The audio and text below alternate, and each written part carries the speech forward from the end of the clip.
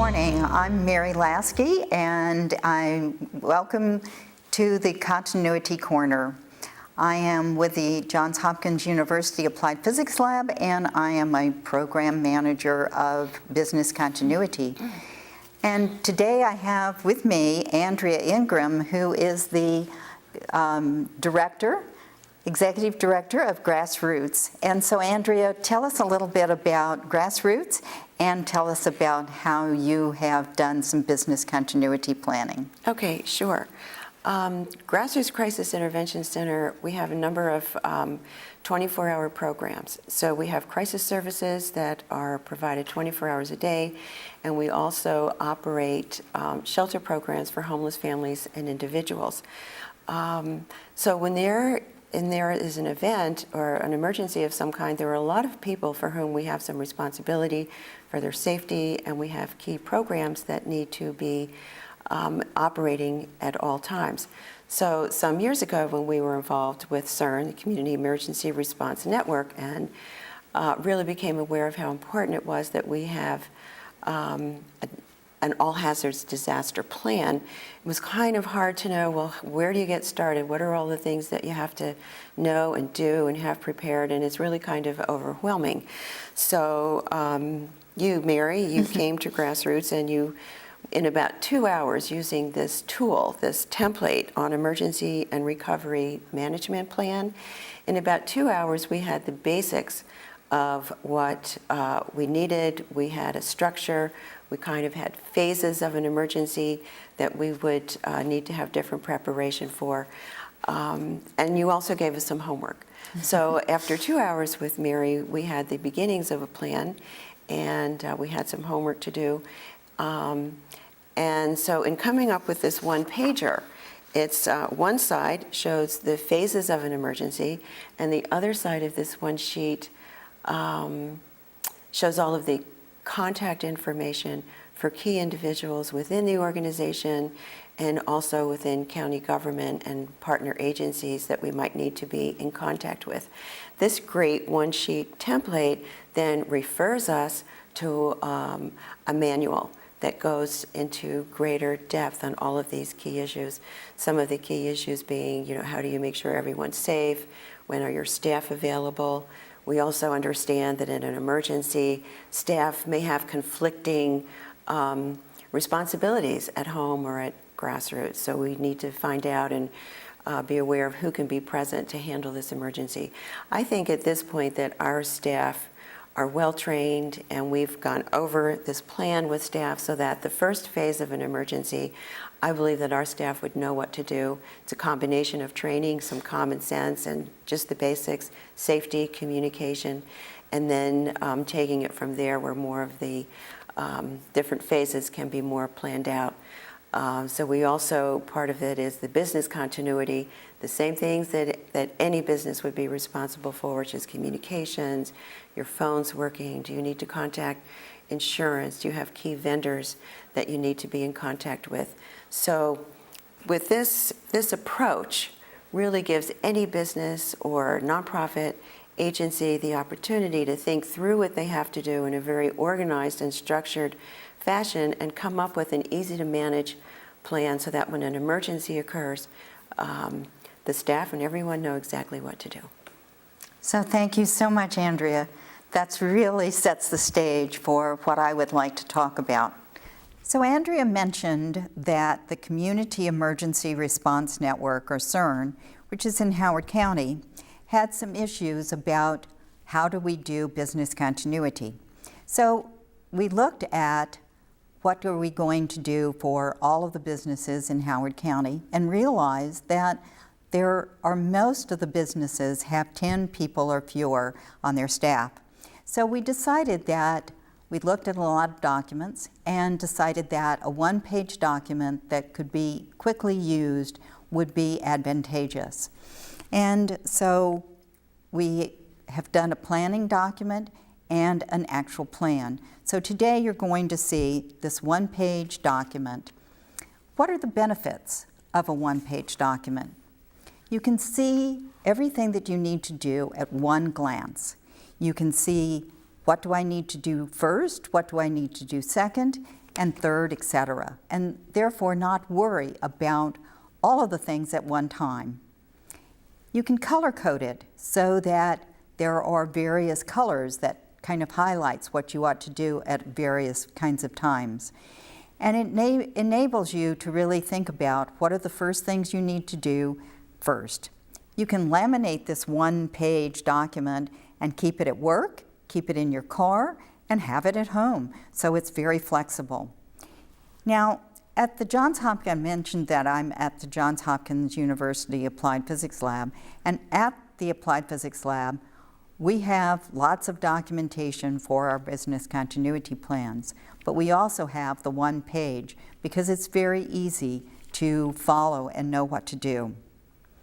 So the first thing we're going to do is we have a one-page document that helps you analyze your organization, to look at the risk, to look at your information technology, your communications, your facility, and also what you're going to do about your staff. In the classic business continuity planning, or BCP, also known as the Continuity of Operations Planning, or COOP, this phase is known as the Business Impact Analysis, or a BIA. So the next page that we'll see is a form that is your planning document. And this is found out on the website of CERN, which is at www.cernhc for Howard County.org. And so if you would like to pause things right now and go out to that website and get the document and print it, you can just follow along, or you can just continue with this video. So the first two columns that we're going to take is to look at the risk and look at how to mitigate those risks. We think that if you look at the top 3 risks that you have within your organization, that will be just fine. If you want to look at more risks, that's good too. But then the mitigation should go one-to-one. And so what are some examples of some risk? Well, you could have all of your customer data, and you could lose that data, and therefore you wouldn't have the important information about your customers. Another thing that could happen is that you would lose electrical power. So how are you going to function if you don't have any electrical power? So how would you mitigate these 2 risks? One is that you could keep a copy of your customer data and keep that at a safe location so that you would have it. Maybe putting it in paper so that you know you can get it even if the electrical power is down. And then having a generator could help with electrical power for a couple of days. The next column has to do with your information technology. This has become so important to all of us. So backing up your data is important. A lot of people now are backing up to the cloud, and that has its advantages also, that it's stored somewhere else. But if your data becomes corrupted, the information out on the cloud might be too. So it would be good to have another copy somewhere else. There's a lot of questions now about what happens with your cyber data. And one of the things that you need to do is keep your up to date with all of the changes that go on. They're often called patches, so you want to keep those up to date. Keeping, just allowing the access to the people within your organization is another important kind of thing that you need to do. So there's long lists of things that are really beneficial for people to do. Another thing that is important, during a disaster, we often get excited or not so clear about what we should be doing. So keeping your passwords somewhere where you can look those up also is very important. The next column has to do with the facility, the physical location where you are. And if something were to happen to that and you don't have access to it, like a fire or a flood, or if there was an earthquake and the building was damaged and to a point where they said it was unsafe to go in, you would need a place to set up your business somewhere else, so a possible alternate location. So think about what you might do about that. I had one of the nonprofit organizations decided that they could go to a church and set it up. Sometimes there are sister locations that you could set up and do a quid pro quo. You could go there if there was a disaster, and they could come to you if they had a disaster. Another important point when looking at your facility is to look at what is your insurance. Evaluating your insurance, being sure that you've got all the insurance that you need. And then there's another thing about having your county police and come and become familiar with your location, and also have your fire and rescue come and be sure that they know about your location. The next column, the fifth column, has to do with communication. Communication is one of those things that is just fundamental, and often in any of the emergencies, when they say, what are the lessons learned, it has to do with communication. So thinking about communication and how do you communicate with your staff, with your vendors, with your customers, with your insurance company. Can you reach them? Do you know how to get in touch with them? Do you have your telephone system that could work if you had a disaster, that it could still be reached by your customers? So another part of this would be looking at your succession planning. Often when we think of succession planning, we think about it as the top people within the organization. Who is going to take over if something happens to your director or your president, etc.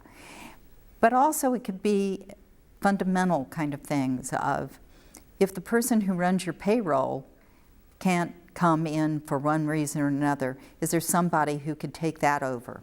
So knowing your succession planning for all of your key positions is really important. The last column in the planning one-sheet document has to do with the employee welfare. Knowing how to take care of your employees so that they can in turn come and take care of you is important. In a disaster, do you know which employees can come to your facility and help with if there is a disaster? You could find that out, but let me warn you that it has to be voluntary on your staff's part to give you this kind of information. You cannot require it. You could ask them for it and give them a reason why you need it. You want to know, do they have obligations at home and therefore need to take care of young children or elderly parents? And so what are their obligations? So let me go back to the one sheet and let's look at the back of that one sheet. There is an example of how would all of this work. It was a pharmacy, and therefore you can find all of this information, remember, at the CERN website, which is www.cernhc.org. Now let's look at the continuity plan. This is a simple one. You can make it as complex as you want to, but I think there are advantages of keeping it simple. In red, there is the emergency part. In blue, there are the things that you need to do in order to recover, i.e. the business continuity, keeping your business going. So let's look at the plan. Here is a one-page plan that is a workable plan that you could have. And you will see there's a column in red, which we will go over in more detail, and then there are 3 columns in blue, which are the recovery columns. And so that's why I mentioned that color can help you know what to do first and then second. You can make the 3 columns in blue, you could make them different colors also if you wanted to. So let's look first at the first column. What happens when the emergency takes place? You need to protect your staff. So if there's a fire, having them evacuate. If there is an active shooter, it may be that you will want them to evacuate if they can, but if they can't, to be sure that they go into a lockdown mode and hide and are safe in a locked room. So protecting your staff is very important. And then working with the first responders who will come to your organization to help you with this emergency. And if there is a cyber attack, stop using the computers or your servers and contact an expert and get help, because these are very complex problems that you will need help. So the next column has to do with our recovery.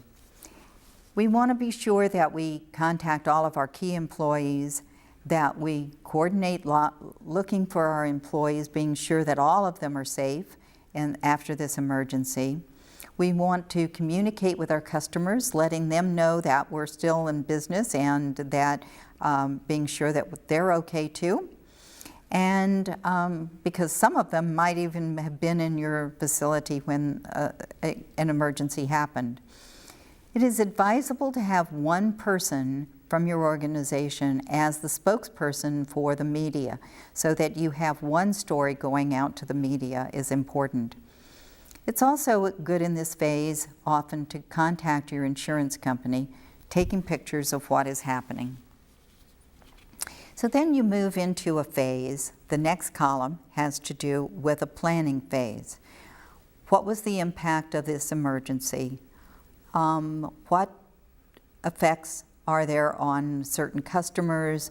What has happened with your staff? What has happened with the facility? Planning out what do you do next to keep your business going.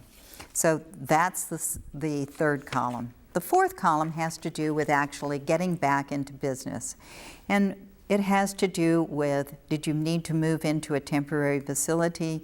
Did you need to order new computers, getting your software again? All of this is working with your insurance company to be sure that everything is going well, and then resuming business and keeping things going. Now let's look again at the one-page document. On the back side of it is a list of contacts.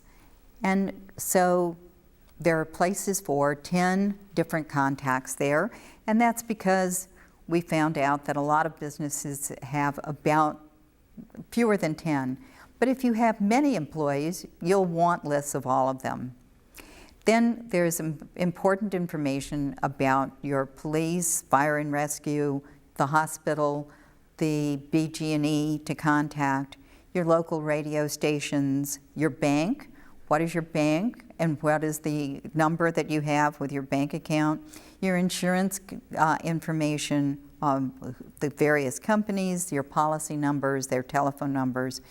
And then if you're in a building with many other people, having the building manager information, building security kind of information, your computer providers, your key customers, and your key suppliers are all important data that you should have. So the front part of the one-page plan is the plan itself, and the back is a list of your emergency contacts. So do these documents work? As you heard Andrea speak, yes, they do. We also had a person by the name of Richard Dean from Environmental Systems in Howard County say, a fire would not take me out of business, but my lack of preparation would. We could spend 2 hours with people going over the plan and with their looking at their organization and then developing the plan. So these things can happen very quickly. I have worked with many different nonprofit organizations, and we've generally spent 2 hours. The benefits of a one-page document are that people can get the big picture quickly. The director of the Johns Hopkins Applied Physics Lab looked at the one-page document that we had for a pandemic and realized that we needed another column in the plan, so added one for the critical infrastructure. Tabletop exercises or sitting around with your key people and going through the one-page document to be sure that everybody knows what to do at different phases is also very beneficial. And then you'll be ready if an event happens to your organization. Taking care of your organization so that you can continue is very important. I am Mary Lasky, and here is my contact information, and I'd be happy to hear from you and help you with keeping your business safe in an emergency. Thank you.